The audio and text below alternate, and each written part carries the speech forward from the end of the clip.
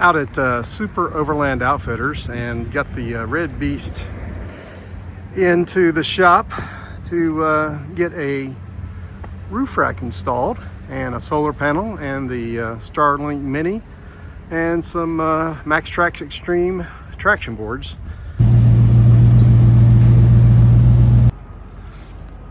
Taking this piece of trim off right here. Actually looks pretty good without it, so that they can get access to drill the holes. Might put a short piece back here to go up to the front of the rack. I'm not sure I'm gonna put it on the rest of it through there, but we'll see what it looks like when we get done.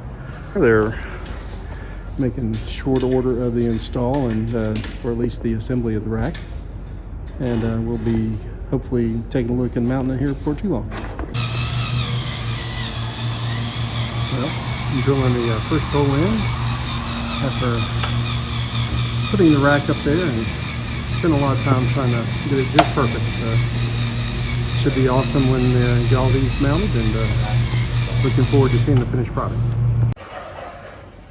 Well, we have the rack mounted up there and it looks great, and so we're in the process of mounting the Starlink Mini over on the right hand side, and a solar panel. We can push that back a little bit and leaving room on this side for something else, potentially like a jack or a shovel or whatever else might make sense to put up there, so have future expansion capability.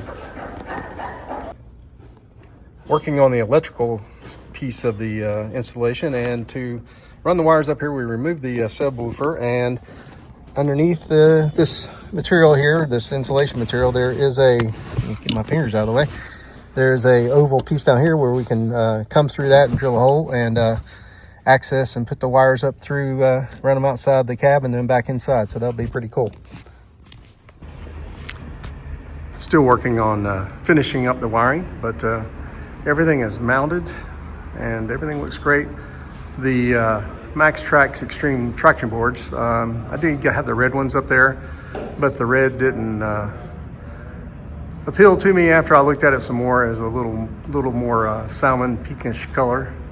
So I prefer to have something a little more stealth. So I talked to Cesar and he switched them out for some black ones, which I'll get in a few days. So those will be nice up there, and looking forward to using it in the future and having my Starlink and my solar panel so I can charge without having to crank the truck up with the EcoFlow charger.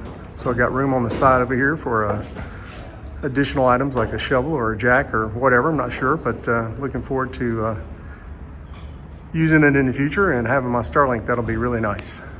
We were able to mount the solar panel down flush, which is really nice. It doesn't stick up past these bars here. There were brackets that had a little Z shape to them, and so we modified the brackets and so that we could mount it flush. Now, one of the challenges with that I found out on the way back from the shop driving home is that these bars were so close to this panel that they would move and vibrate. So what I did is I got some pieces of plastic here. These are 1/16 inch thick, and they work pretty good on the other side, and these have a little bit more gap, and I did adjust the bolts here to try to make them all the same, and they're pretty close.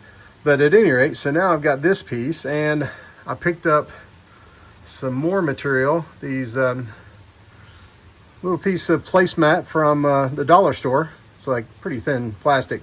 Anyway, it's another shim, so I can put that on top of it. I used a Sharpie and colored the perimeter of the piece of plastic, so when you put it in there you can't see it, that it's white.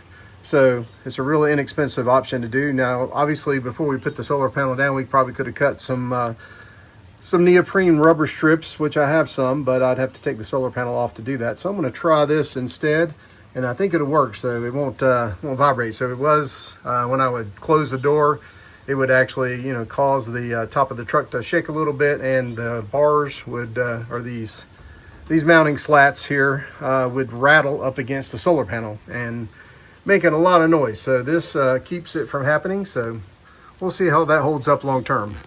After observing the rack out in the rain the other day, I noticed that water was pooling up a lot in these rails, and I'm not sure why, Manufacturers don't do it, but I did it. I drilled holes on each side about 1.5 inches in.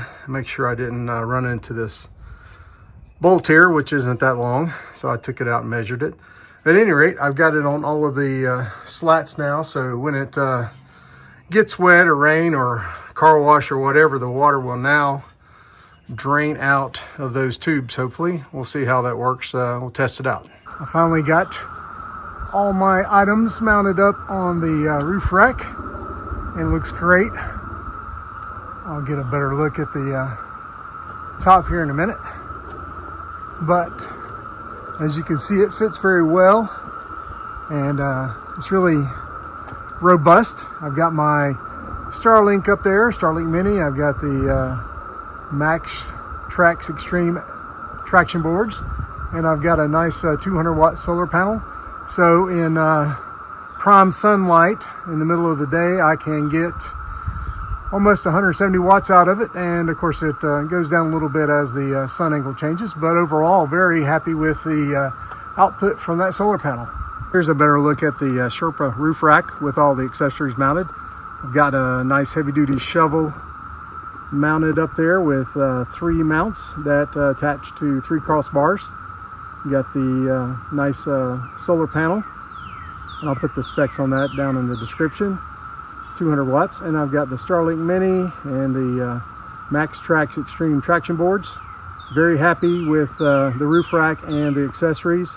And Cesar at Super Overland Outfitters did a great job. His team did a great job with mounting everything, and did it pretty quickly. And looking forward to maybe getting some more stuff done with those guys in the future.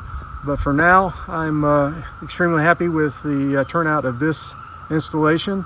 Thanks for watching.